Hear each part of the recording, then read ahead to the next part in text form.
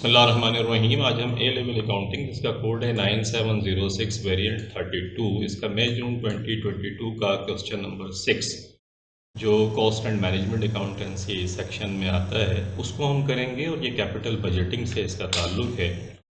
और इससे पहले I would like to give you some information कि अगर आप प्राचीन एकेडमी के यूट्यूब चैनल की प्लेलिस्ट पे जाएं तो ये जो पेपर है इसके भी क्वेश्चन नंबर 1 से लेके 5 ऑलरेडी मैंने कराए हैं और वो आपके फोल्डर में मिल जाएंगे कराचियन एकेडमी के यूट्यूब चैनल की प्लेलिस्ट पे। इसके अलावा 2021 से लेके 2018 तक और 2017 के भी 3 क्वेश्चन आई थिंक मैंने कराए हैं। ये सब आपको जितनी भी ट्रम्स थी उन सारी ट्रम्स के पेपर मैंने कराए हैं।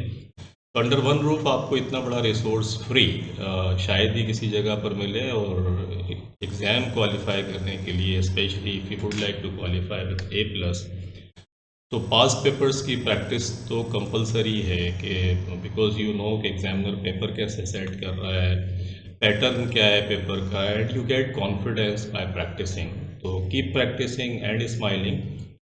Let's start from question number 5-6। Question number 6 में कहता है the director of M limited plans to buy a machine for a new product at A cost of $160,000 के $160,000 से एक मशीन ये ख़रीदना चाहते हैं। It has a useful life of 4 years with no residual value, कि कोई रेजिडुअल वैल्यू नहीं है उसकी और 4 years लाइफ है इसकी। इसका मकसद है कि 160,000 को अगर मैं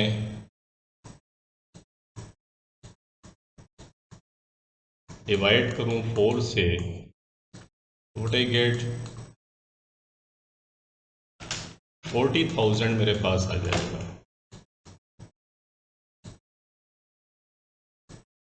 ये 40,000 जो है एक्चुअली डेप्रिसिएशन है पर ईयर का। और हमेशा याद रखें जब भी आप कैपिटल बजटिंग से रिलेटेड सवाल कर रहे हो तो जो डेप्रिसिएशन है वो नॉन कैश एक्सपेंस होता है। नॉन कैश एक्सपेंस का मकसद है कि इस पर कैश आपका खर्च नहीं होता, आपने वन टाइम पे करते हैं फिर उसके बाद डेप्रिसिएशन एक्सपेंस निकाल रहे होते हैं।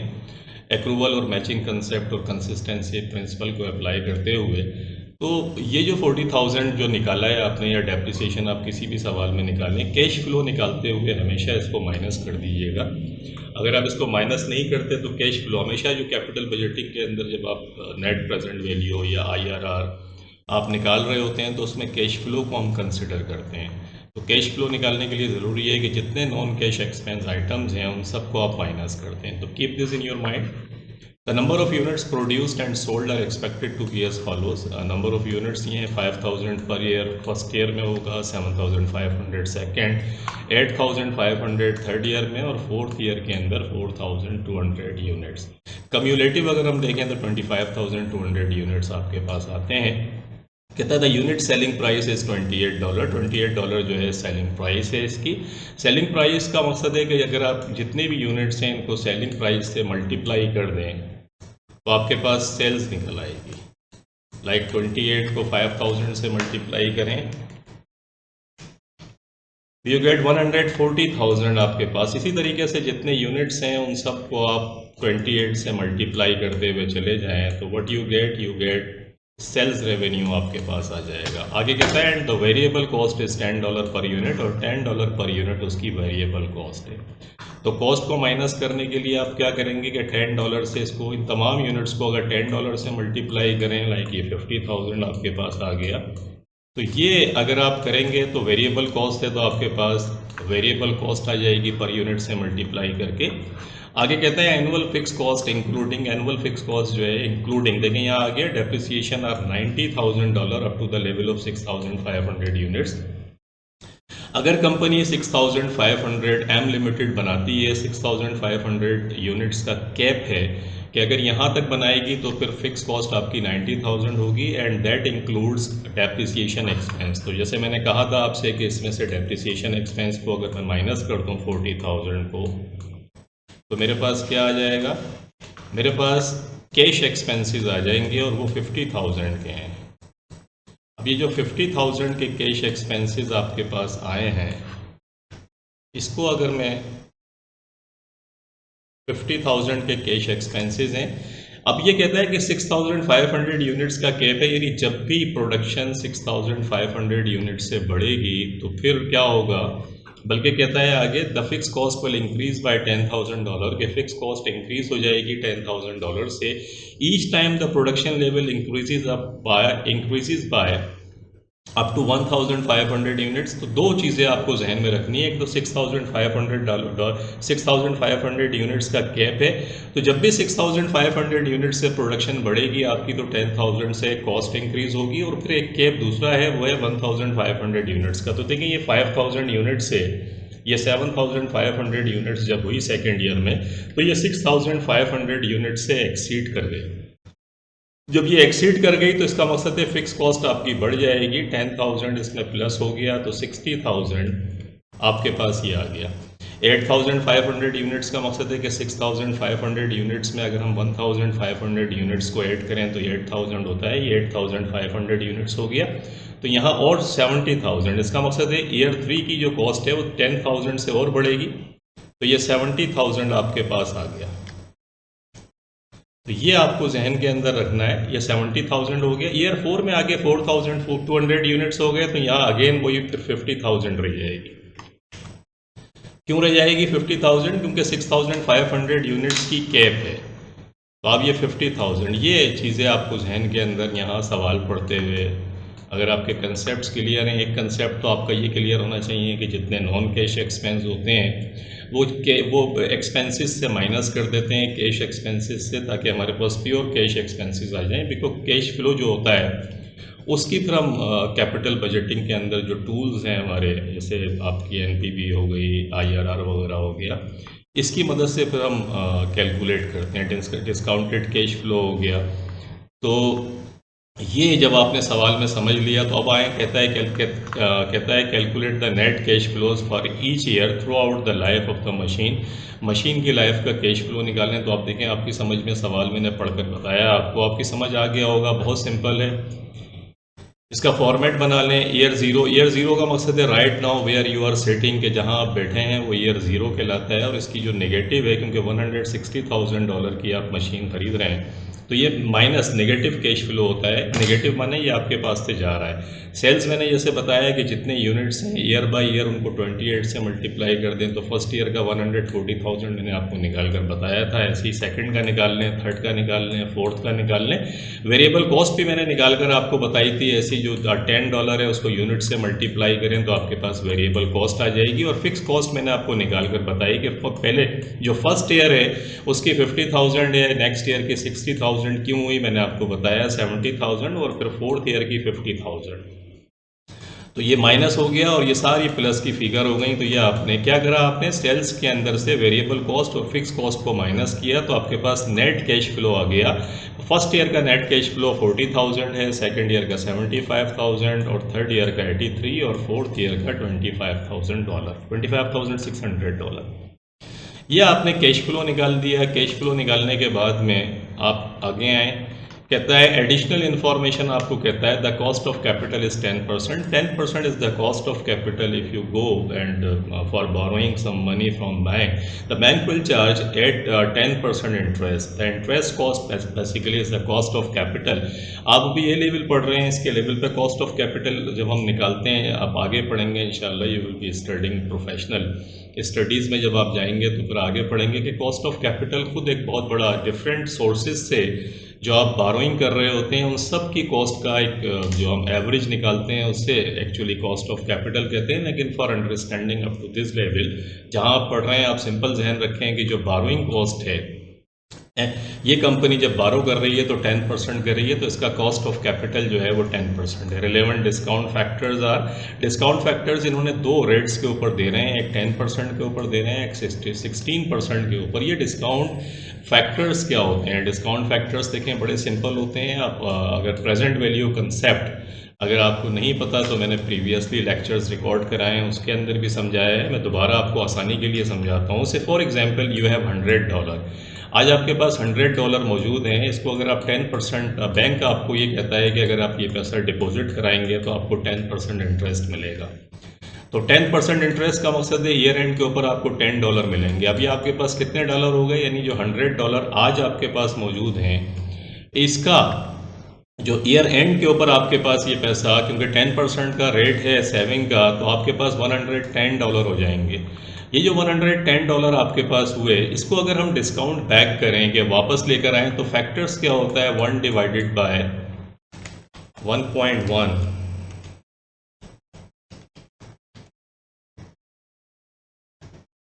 1 डिवाइडेड बाय 1 इंटरेस्ट रेट है, और उसके अंदर से इस 1 प्लस ये जो 10% है, इसको अगर हम उसमें करेंगे तो 0.1 आएगा। तो 1 को अगर हम डिवाइड करें 1.1 से, तो ये डिस्काउंट फैक्टर्स आ जाता है। डिस्काउंट फैक्टर्स क्या होता है, 0 पॉइंट, जैसे आप देखें 10% के ऊपर डिस्काउंट फैक्टर जो है 0.909 है, 0.909।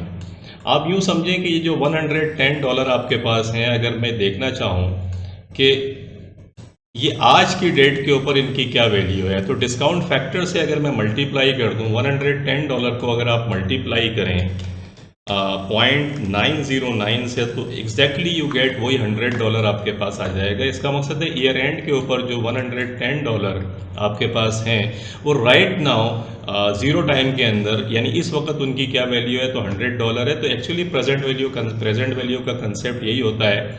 ईयर 2 के अंदर जो पैसा आपको मिलेगा, जो आपने ऊपर कैश फ्लो ईयर 2 का निकाला है, उसको हम देखना ये चाह रहे हैं कि आज की डेट के ऊपर वो पैसा अगर हम डिस्काउंट बैक करके देखें तो वो कितना आएगा। और ये वो पैसा होगा जो आपके पास आएगा कि इसे 10% पे अगर आप 2 साल के लिए जमा करें, तो एग्जैक्टली वही रकम आपके पास आ जाएगी जो आप कैलकुलेट करेंगे। तो देखिए, मैं आपको समझाता हूँ आसानी के लिए।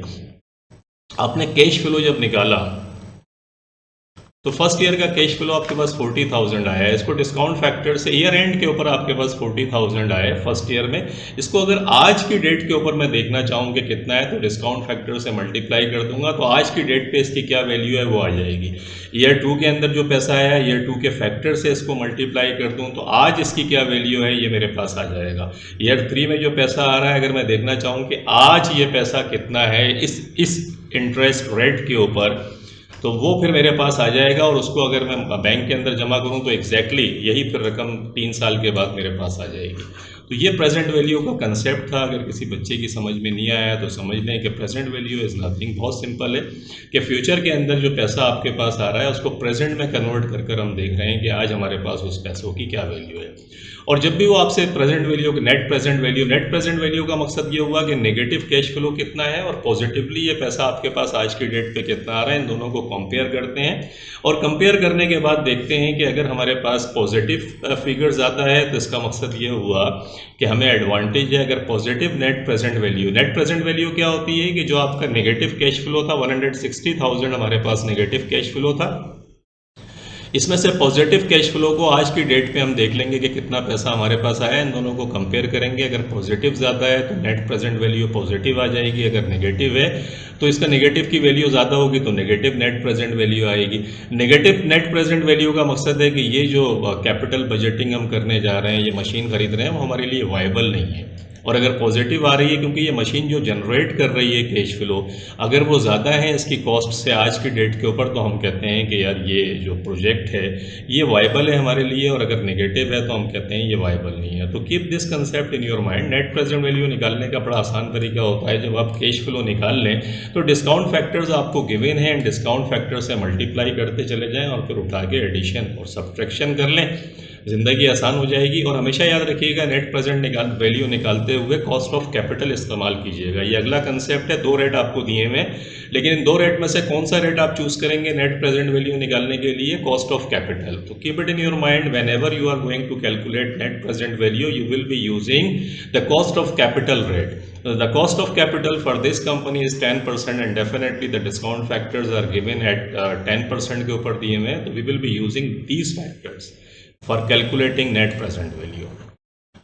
So with all this, ये net present value दी हुई है, कैश फ्लो आपने ऊपर निकाला है, तो सिंपल अब कर लें कि नेट कैश फ्लो जो आपने निकाला है वो लिख दें उठा के। ईयर 0 के अंदर नेगेटिव था आपको पता है, और ईयर 1 के अंदर 40,000, ये वाली फिगर्स आप उठाएं यहाँ लिख दें ला के। डिस्काउंट फैक्टर्स 10% के ऊपर दिए हुए हैं। ईयर 1 का याद रखिएगा, सॉरी ईयर 0 जो है जो आज की डेट है इसमें हमेशा डिस्काउंट फैक्टर 1 होता है, क्योंकि ये तो पैसा आज की डेट के ऊपर है, तो 1 से मल्टीप्लाई करेंगे, ये नेगेटिव 160,000 आ गया। बाकी ये discount factor year 1, year 2, year 3, 4 के गिवन है, इनके सामने लिख के मल्टीप्लाई कर दें। मल्टीप्लाई करके ये वैल्यूज़ आपके पास आ गई। इन वैल्यूज़ को जो पॉजिटिव है इनको प्लस करें उठा के, और उस अगर प्लस की वैल्यू क्योंकि यहाँ पर ज़्यादा है और माइनस 160,000 कम है, तो हमारे पास पॉजिटिव वैल्यू आ गई $18,128। This is all. I think you have got the point कि किस तरीके से इसको करना है। इसमें कोई प्रॉब्लम नहीं है, ये सिंपल कंसेप्ट है, इसे इस्तेमाल करके आप सिंपली नेट प्रेजेंट वैल्यू निकाल सकते हैं। अगला वो आपसे कहता है कि the internal rate of return निकालें। इंटरनल रेट ऑफ रिटर्न क्या होता है? इस प्रोजेक्ट का अपना इंटरनल रेट ऑफ रिटर्न कि ये प्रोजेक्ट एक्चुअली आपको इंटरनली क्या कमा के दे रहा है। Forget about the cost of capital. Cost of capital को हम भूल जाते हैं और हम ये देखते हैं कि इसका अपना इंटरनल रेट ऑफ रिटर्न कितना है। तो इंटरनल रेट ऑफ रिटर्न को हम कंपेयर करेंगे फिर कॉस्ट ऑफ कैपिटल से। अगर हमारा इंटरनल रेट ऑफ रिटर्न, ये मशीन इंटरनली जो जनरेट कर रही है, वो रेट क्या है, तो उस रेट को कंपेयर करेंगे कॉस्ट ऑफ कैपिटल से। अगर वो रेट कॉस्ट ऑफ कैपिटल से ज़्यादा है तो प्रोजेक्ट वाइबल है, और अगर कम है तो प्रोजेक्ट वाइबल नहीं है। और देखें, अगर टाइम मिला तो इसके ऊपर मैं सोच रहा हूँ कि एक लेक्चर रिकॉर्ड करा के आपको और डिटेल से समझाऊँ इसको। वक्त मिलेगा तो देखें मैं करता हूँ। तो इंटरनल रेट ऑफ रिटर्न निकालने के लिए आप क्या करते हैं कि एक हायर रेट होता है, एक लोअर रेट होता है। 10% पे आप निकाल चुके हैं, 16% इसने दिया हुआ है। तो आपको एक्चुअली चाहिए क्या होता है कि एक पॉजिटिव वैल्यू चाहिए होती है नेट प्रेजेंट वैल्यू की, एक नेगेटिव वैल्यू चाहिए होती है नेट प्रेजेंट वैल्यू की। तो हायर रेट इस्तेमाल करके देखें कि आपके पास अगर ना दिया होता, फॉर एग्जांपल ये 16% गिवन ना होता और आपसे वो पूछ लेता है इंटरनल रेट ऑफ रिटर्न निकालने, तो उसका तरीका ये था कि एक पॉजिटिव वैल्यू आपको चाहिए होती है आईआरआर निकालने के लिए और एक नेगेटिव वैल्यू चाहिए होती है। तो एक हायर रेट नॉर्मली एक बेंचमार्क ये होता है कि डबल से मल्टीप्लाई करते हैं। जैसे फॉर एग्जांपल 10% गिवन है, अगर 16% ना होता तो मैं 20% ले लेता है स्प्रेड। तो आप डबल करके अब करेंगे तो ऑटोमेटिकली नेगेटिव वैल्यू आ जाएगी। अगर इन केस वो आपके पास जब आएगी तो फिर आईआरआर कैलकुलेट करने का एक फार्मूला है, हम उसमें करेंगे। तो 10% से आप निकाल चुके हैं। 16% से बिल्कुल ऐसे ही आप नेट कैश फ्लो बिल्कुल ऐसे ही लिखें जैसे ऊपर लिखा है। 16% के ऊपर इसको निकाल लें। वो रेट आपको गिवन है, 0 पे हमेशा 1 होता है और बाकी ये 16% के फैक्टर से मल्टीप्लाई करके आपने निकाला। तो पॉजिटिव को प्लस किया, नेगेटिव से माइनस किया। नेगेटिव ज़्यादा थी तो आप देख रहे होंगे कि नेट प्रेजेंट वैल्यू नेगेटिव आ गई। जब नेट प्रेजेंट वैल्यू आपके पास नेगेटिव आ गई तो एक पॉजिटिव वैल्यू मौजूद है, एक नेगेटिव वैल्यू मौजूद है। आईआरआर का फार्मूला जो है वो क्या होता है? आईआरआर का फार्मूला ये होता है कि लोअर रेट को हम लिखते हैं कि हमारा लोअर रेट आपको पता है 10% है। इसमें प्लस कर देते हैं, प्लस क्या करते हैं इसके अंदर, प्लस करते हैं इसमें कि आपका higher rate minus lower rate, कि जो हायर रेट है उसमें से लोअर रेट को माइनस कर दें एंड देन मल्टीप्लाई कर दें आप net present value lower rate पर जो आपने निकाली है, और इसको डिवाइड कर दें net present value lower rate plus net present value higher rate, जो हायर रेट से आपने निकाली। ये ब्रैकेट बंद कर दें। तो ये बड़ा सिंपल फार्मूला है आपका। आप देखें इसने कैसे करा है। और ये प्लस हमेशा याद रखिएगा, नीचे प्लस होगा, माइनस की साइन ज़रूर आ रही है लेकिन आप इसको प्लस कीजिएगा। मैथमेटिकली माइनस की साइन जब सब्ट्रैक्ट करते हैं तो प्लस में कन्वर्ट होती है, तो आप ये नीचे हमेशा प्लस कीजिएगा। ये माइनस में फिगर ज़रूर आ रही है लेकिन आप इसको प्लस कीजिएगा। ये जो फार्मूला है इसमें नेगेटिव को इग्नोर करके पॉजिटिव में लिखिएगा लाके। तो आप देखें ये लोअर रेट आपका 10% आ गया। उसके बाद हायर रेट में से लोअर रेट को माइनस किया तो हायर रेट 16% था, इसमें 10% को माइनस किया तो आप देख रहे होंगे ये 6% लिखा हुआ नज़र आ रहा होगा आपको। मल्टीप्लाइड बाई लोअर रेट की नेट प्रेजेंट वैल्यू कितनी है 18,128, ये आपको ऊपर लिखा हुआ नज़र आ रहा है, डिवाइडेड बाय लोअर रेट की 18,128 और प्लस 2461 जो भी आपने निकाला है। तो आप जब इसको मैथमेटिकली कैलकुलेट करेंगे 18,128 प्लस 2461, तो ये 2589 आ गया। 2589, 18128 को 2589 से आपने डिवाइड किया, उसके बाद मल्टीप्लाई किया 6% पे, और जो आया उसमें आपने प्लस करके जब इसको कैलकुलेट करा आपने, तो 15.28% आपके पास आ गया। ये 15.28% जो है वो कॉस्ट ऑफ कैपिटल आपकी 10% है, उससे ज़्यादा है। इसका मकसद है प्रोजेक्ट आपके लिए वाइबल है। This is the very important point you have to understand. Net present value में अगर पॉजिटिव आ रही है तो वाइबल है आपके लिए, और आईआरआर जो है अगर वो कॉस्ट ऑफ कैपिटल से ज़्यादा है तो इसका मकसद है कि आपके लिए वाइबल है। सी में क्या कहता है देखते हैं आगे। सी में कहता है advise the director whether or not the machine should be purchase, justify your answer. तो definitely the net present value is positive, the IRR is higher than the cost of capital, तो द प्रोजेक्ट इज वाइबल। ये आपकी advice होगी। उसके बाद आए आगे। आगे क्या कहता है, directors decide that the net present value method should be adopted, कि इसको अडॉप्ट करने जा रहे हैं। अब देयर आर डिफरेंट मेथड्स, तो what the company who is going to decide is the net present value. One of the director has concerns about the total sales target. The total sales target जो है, बल्कि सी मेरा ख्याल है हम ऊपर भूल गया। सी में कहता है advise the director whether or not the machine should B, ये तो हो गया है बी सी। डी क्या है? अच्छा, उसके बाद वो कहता है वो कंसर्न है सेल्स टारगेट से to achieve the total sales of 25,200 units के। इस 25,200 यूनिट्स को जो डिफरेंट ईयर्स के अंदर हमने देखे, उसे अचीव करने के लिए he is the following suggestion. उसके पास ये सजेशन है, the selling price should be reduce by $1 के। सेलिंग प्राइस को वो रिड्यूस कर देगा $1 से, यानी अब ये $28 से $27 हो जाएगी। Advertising cost of 8,000 should be incurred in both year 1 and year 3। Year 1 and year 3 में एडवर्टाइजिंग कॉस्ट जो है वो इनकर्ड होगी $8,000 की। The units produced and sold for each year should be the same, दोनों सेम होने चाहिए। This would also keep the fix cost to its minimum, कि ये फिक्स कॉस्ट को मिनिमम लेवल के ऊपर रखेगा। और मिनिमम लेवल आपको पता है क्या है, मिनिमम लेवल आपका है $50,000। जो आपने देखा था कि $6,005 की 6,500 यूनिट्स की कैप थी, उससे आगे बढ़ रहा था तो 10,000 एडिशनल लग रहे थे। वो अब ये कहता है कि जब इसको इक्वली करेंगे तो फिर डेफिनेटली ये कम हो जाएगा, वो हम देखते हैं। कहता है explain what is meant by the term sensitivity analysis for investment appraisal. Sensitivity analysis ये होती है कि डिफरेंट जो एलिमेंट्स होते हैं, लाइक जैसे सेल्स वॉल्यूम आपने देखा, सेलिंग प्राइस है एंड कॉस्ट है, अभी आप कर आ रहे हैं। Investment appraisal is based on the assumption used to forecast, कि इन्वेस्टमेंट अप्रेजल कहलाता है ये। Capital budgeting, investment appraisal, there are different names for it.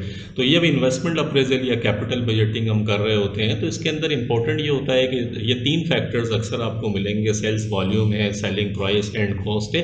और ये सब फ्यूचर के एजम्पशंस होते हैं, क्योंकि यू नेवर नो कि whether your product is going to be selled at that price which the company fixed. Sometimes you have to reduce it, और आपको मार्केट देखते हुए प्राइस जो है, तो प्राइस एक सेंसिटिव एलिमेंट है कि अगर कॉम्पिटिटर्स कम कर देंगे आपको भी कम करनी पड़ेगी। इसी तरीके से वॉल्यूम जिसकी आप बात कर रहे हैं, सेल्स वॉल्यूम जो है, सेल्स वॉल्यूम ज़रूरी नहीं है कि आपको वही वॉल्यूम हासिल हो जाए, हो सकता है कि आपकी चीज़ें ना बिके मार्केट के अंदर। इसी तरीके से कॉस्ट है, वेरिएबल कॉस्ट तो आपने कैलकुलेट की, हो सकता है मटेरियल महंगा हो जाए। तो ये सारे फैक्टर्स वो होते हैं जिसमें व्हाट इफ़ याद रखिएगा। व्हाट इफ़ जो है वो आता है, what if the selling price increases, what if the selling price decreases, what if we are not going to achieve the sales volume target, what if the I mean to say variable cost increases। तो what if analysis करके हम different these assumptions are subject to uncertainty and risk। जो मैंने आपको बताया है कि uncertainty है इसके अंदर, you never know with accuracy के यार जो कुछ आपने सोचा था ऐसे ही सब कुछ होगा, तो समटाइम्स और most of the time it doesn't happen. That's why जब आप बजटिंग कर रहे होते हैं तो बजटिंग के अंदर बहुत सारे फैक्टर्स आते हैं। लाइक जैसे अभी आप देखें कि आपके यहाँ इन्फ्लेशन कितनी तेज़ी से पाकिस्तान के अंदर अगर हम बात करें तो पाकिस्तान के अंदर इन्फ्लेशन कितनी तेज़ी से बढ़ा है। वी नेवर आई टू से थॉट अबाउट इट कि जो इन्फ्लेशन है वो इस हद तक चला जाएगा। पेट्रोल की प्राइसेस अगर आप देखें तो यू विल सी कि आपने what ever you plan in past वो तो प्रिशेटेड हो गया पूरे का पूरा, यू नेवर नो कि यार क्या होने जा रहा है फ्यूचर के अंदर। तो व्हाट इफ एनालिसिस जो है इसको फिर हम कहते हैं sensitivity analysis. Sensitivity analysis is a what if analysis calculating the effects of changes in these assumptions. तो डिफरेंट बेसिस पे कि सेल्स वॉल्यूम अगर कम हो गया तो इम्पैक्ट क्या होगा, अगर प्राइस बढ़ गई कम हो गई तो इम्पैक्ट क्या होगा, कॉस्ट अगर बढ़ जाती है तो इम्पैक्ट क्या होगा। तो डिफरेंट पैरामीटर्स लेके जब हम एनालिसिस कर रहे होते हैं तो this is called sensitivity analysis. तो ये हो गया आपका। उसके बाद कहता है assess the impact of the director suggestion on the decision to buy the new machine, support your answer with calculation. Net present value का मेथड अडॉप्ट कर रहा है और दो इसके अंदर चेंजेस हैं। तो देखिए दो चेंजेस बड़ा सिंपल है कि आप इसको आपने पहले जो पढ़ा है उसी को कर लेते हैं कि कैश फ्लो आप निकाल लें। कैश फ्लो किस तरीके से निकलेगा, आप कैश फ्लो के अंदर आपको सिर्फ एक काम करना है, वेरिएबल कॉस्ट तो आपकी चेंज नहीं हुई है। आप ये वाली जो प्राइसेस हैं, जैसे ये आपने देखा था कि कहीं आ जाए, ये आपने 28 से मल्टीप्लाई करके निकाला था। अगर 27 से मल्टीप्लाई करें तो क्या होगा। तो यहाँ देखें ये पहला वाला जो है आपका, the selling price should be reduce by 1% by ₹1। तो 5000 को अगर आप 27 से मल्टीप्लाई करें, बल्कि आप ये भी कर सकते हैं, वेरिएबल कॉस्टिंग आपने पढ़ी है, 27 ये है, माइनस कर दें 10, तो आपके पास कितना आ गया, आपके पास आ गया 17 को मल्टीप्लाई करें 5200 से, कितना आ गया, ये आपके पास 88,400।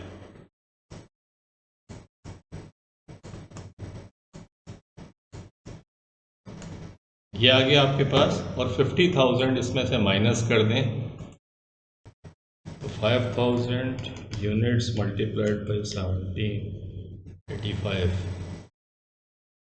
85 में आपने 50,000 करे तो 25, ये जो निकाला है कैश फ्लो, इसको देखते हैं।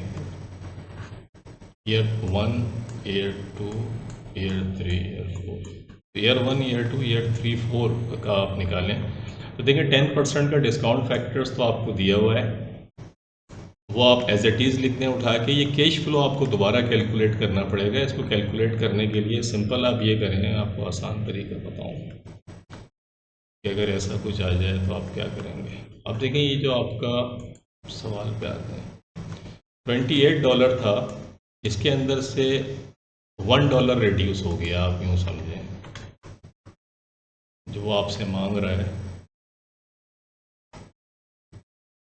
तो सेलिंग प्राइस रिड्यूस हो गई बाय $1 से, तो 27,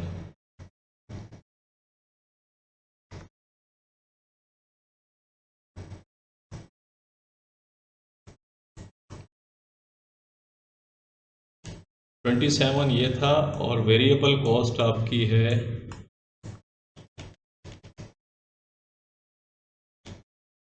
$10 पर यूनिट। इसमें से $10 माइनस कर दें तो 20, ये 17 बचता है। 17 को 5000 से मल्टीप्लाई किया आपने, 5200 नहीं है, ये 5000 यूनिट्स हैं, तो 17,500, 17 मल्टीप्लाइड बाई 5000, 85,000 आता है ये।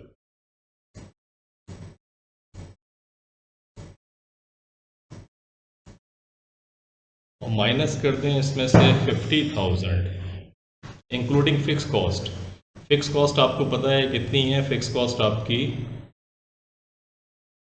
50,000 की फिक्स कॉस्ट है और वो चेंज नहीं होंगी। तो ये 50,000 जब आपने माइनस किया, 85,000 में से 50,000 को माइनस कर दें तो 35,000 आपके पास आता है। ये 35,000 है और यहाँ ये कहता है आपका, ये जो कैलकुलेट करता है ये है 49,100।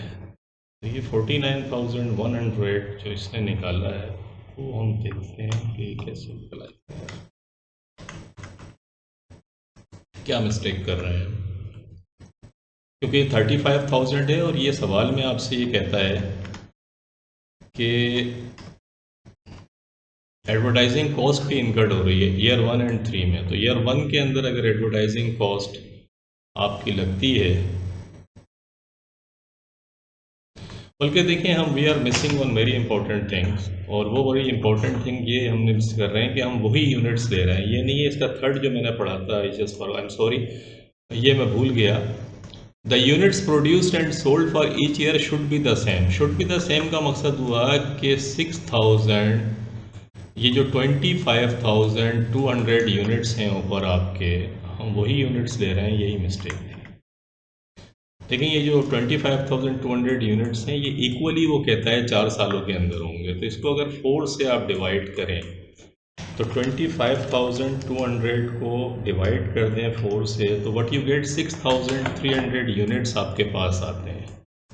ये 6,300 यूनिट्स जो आपके पास आए वो एक्चुअली क्या है, वो हर साल के यूनिट्स होंगे। तो आप में थोड़ा सा हम गलती कर रहे थे, ये जो पॉइंट है इसको समझें कि 6,300 यूनिट्स, अब आप देखेंगे 6,300 यूनिट्स हर साल बन रहे हैं। इसको अगर मैं मल्टीप्लाई कर दूं 17 से, 17 क्या है, मैंने आपको बताया कि 28 डॉलर थी, उसमें $1 से रिड्यूस हो गई, तो कितनी हो गई 27। इसमें से वेरिएबल कॉस्ट को माइनस कर दें स्ट्रेट, वेरिएबल कॉस्ट 10 है, उसके अंदर कोई चेंज नहीं आया है, तो 17 बनती है। इसको 17 से जब आपने मल्टीप्लाई करा तो 6,300 मल्टीप्लाइड बाई 17 ये आता है 7,100। इसमें से माइनस कर दें आप, क्या माइनस करें, इसमें से 50,000 जो आपकी फिक्स कॉस्ट थी, एक तो वो माइनस करें, एक ईयर 1 और ईयर 3 के अंदर जो है वो ये खर्चा आ रहा है 8,000 का एडवर्टाइजिंग कॉस्ट, इसको भी माइनस कर दें। तो इसमें से माइनस करें 50,000 माइनस करें 8,000, तो आपके पास 49,100 बनता है।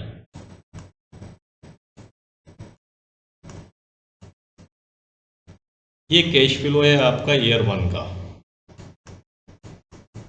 और क्योंकि यूनिट्स हर साल यूनिट्स जो है वो इक्वल हैं, क्योंकि 25,200 यूनिट्स को आपने डिवाइड करके 4 से हर साल के यूनिट्स निकाल लिए, तो एवरी ईयर 6,300 यूनिट्स आप बनाएंगे। तो ये जो एडवर्टाइजिंग का खर्चा है ये ईयर 1 के अंदर और 3 में होगा। तो इसका मकसद है ईयर 1 एंड ईयर 3 का जो कैश फ्लो है वो 49,100 है।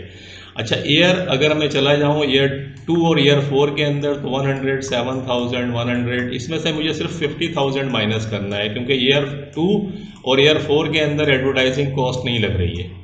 तो अगर मैं इसको माइनस कर दूँ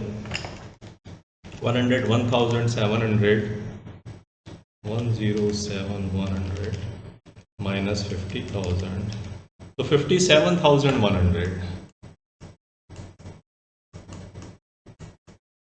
ये 57,100 जो कैश फ्लो है वो ईयर 2 एंड ईयर 4 का कैश फ्लो है। तो ये आपने देखा कि किस तरीके से निकाला, 49,100 और 57,100। ये देखें, ईयर 1 का कैश फ्लो 49,100, ईयर 2 का 57,000, ईयर 4 का 57,100, ईयर 3 का 49,100। ये आपने कैश फ्लो निकाल लिया सिंपल। डिस्काउंट फैक्टर्स आपको गिवन था, डिस्काउंट फैक्टर से मल्टीप्लाई करके आपने पॉजिटिव वैल्यू निकाली। नेगेटिव वैल्यू तो ईयर 0 के अंदर वही 160,000 की है, तो यहाँ भी पॉजिटिव वैल्यू आपके पास आई 7,670। The director suggestion also gives positive net present value. There is no impact on the decision to buy the machine. कोई इम्पैक्ट नहीं है। पॉजिटिव नेट प्रेजेंट वैल्यू का मकसद है कि बाय कर लें मशीन को। तो assume the impact of the director suggestion, जो डायरेक्टर सजेशन दे रहा है उसमें भी नेट प्रेजेंट वैल्यू पॉजिटिव आ रही है, and when net present value positive आती है तो इसका मकसद है मशीन को ख़रीद लेना चाहिए। अलबत्ता ये है, ये 7,670 आई है, और ऊपर कितनी आई थी, ऊपर 18,000 आई थी। तो इसका मकसद है कि ज़्यादा बेहतर ये है कि नेट प्रेजेंट वैल्यू जो है वो जो प्रीवियसली ये लोग जो कर रहे थे कि यूनिट्स को स्प्लिट किया हुआ था उसके अंदर ज़्यादा आ रही थी। तो तो anyhow company will decide, लेकिन दोनों केसेस के अंदर इम्पैक्ट नहीं आएगा।